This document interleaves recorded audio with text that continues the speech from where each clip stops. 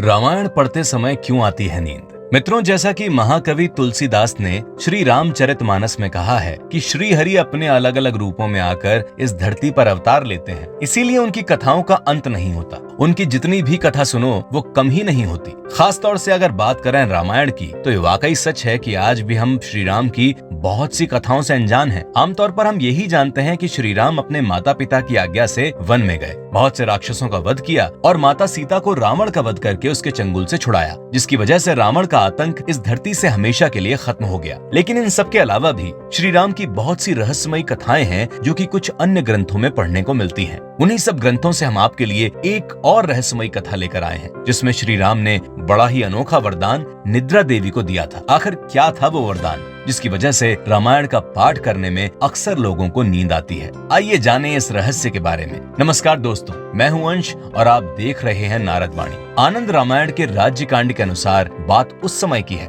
जब श्री राम रावण का वध करके लक्ष्मण और सीता के साथ अयोध्या आ चुके थे और उन्होंने अपना सारा राज्य कार्य संभाल लिया था। उनकी प्रजा में सभी बहुत सुख से रहते थे और उस समय अयोध्या का हर नागरिक बस यही कहता था कि अगर शासन हो तो सिर्फ राम राज्य जैसा, जहाँ पर कभी भी न्याय मिलने में देरी नहीं होती और सभी बहुत खुशहाली से अपना जीवन काट रहे हैं। लेकिन एक समय की बात है, एक दिन श्री राम अयोध्या में अपने राज्य के किसी काम में व्यस्त थे कि अचानक उन्हें किसी स्त्री के जोर जोर से रोने की आवाज सुनाई दी। इस आवाज को सुनकर लक्ष्मण भी अपने भाई श्री राम के पास दौड़े दौड़े आए। उस स्त्री के रोने की आवाज सुनकर दोनों भाई सोच में पड़ गए कि आखिर ऐसा क्या मामला हो गया कि ये स्त्री इतने जोर जोर से रो रही है। श्री राम ने तुरंत ही लक्ष्मण से इस बात की पड़ताल करने को कहा। असल में उस समय कोई और दूत मौजूद नहीं था, क्योंकि सभी लोग पास हो रहे एक कीर्तन के कार्यक्रम में गए हुए थे। इस पर लक्ष्मण ने तुरंत ही अपने दूतों को वहां से बुलवाया और कहा कि पता करो ये स्त्री कौन है जो नगर के बाहर रो रही है और उसकी आवाज यहाँ तक आ रही है। लक्ष्मण की आज्ञा पाते ही वो सैनिक उस स्त्री को ढूंढने निकल पड़े।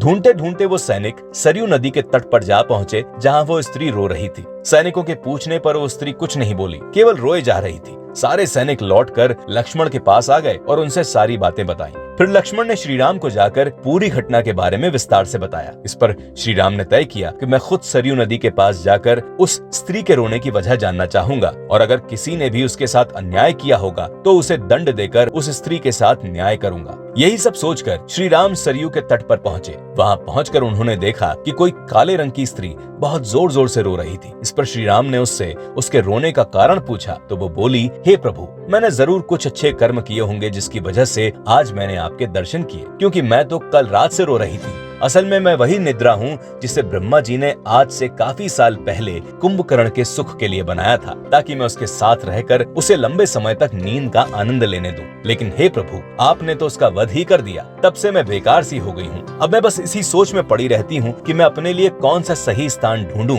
जहाँ से मुझे कोई हटा न सके। ये सब सवाल लेकर मैं ब्रह्मा जी के पास गई थी, लेकिन उन्होंने मुझे आपके पास भेज दिया। अब आप ही न्याय कीजिए। निद्रा की ये बातें सुनकर श्री राम ने उससे कहा, हे निद्रा, मैं तुम्हारी सारी बातें समझ गया हूँ, लेकिन तुम बिल्कुल भी परेशान मत हो। मैं तुम्हें ऐसे ऐसे स्थान बताऊंगा जहाँ तुम्हारा हमेशा निवास रहेगा। ध्यान से सुनो। जो भी पापी मनुष्य मेरी कथाओं को पढ़ेगा या मेरा कीर्तन सुनने भी जाएगा, उसे भरपूर नींद आएगी। कहने का मतलब यह है कि ऐसे ही मनुष्यों पर तुम अपनी नींद का जाल डालना। इसके अलावा नीच सोच वाले प्राणी, गर्भवती स्त्री, विद्यार्थी और मेहनत करने वाले मनुष्यों में भी तुम्हारा निवास रहेगा। और साथ ही साथ जो आधी रात तक जागता हो, ऐसे लोगों पर भी तुम अपनी नींद की माया फैला देना। ये स्थान तुम्हारे रहने के लिए काफी होंगे, ऐसा मेरा वरदान है तुम्हें। मेरे ख्याल से अब तुम्हें कोई दुख नहीं होना चाहिए। श्री राम से ऐसा वरदान पाकर निद्रा बहुत खुश हुई और वहाँ से उन जगहों पर चली गई जैसा वरदान श्री राम ने दिया था। इस घटना की वजह से लोग ये मानते हैं कि जब जब कोई पापी पुण्य कर्म करने की कोशिश करता है तो निद्रा तुरंत ही उसे अपनी माया में घेर लेती है। हजारों में कोई एक ही पुण्य करने वाला मनुष्य मिलता है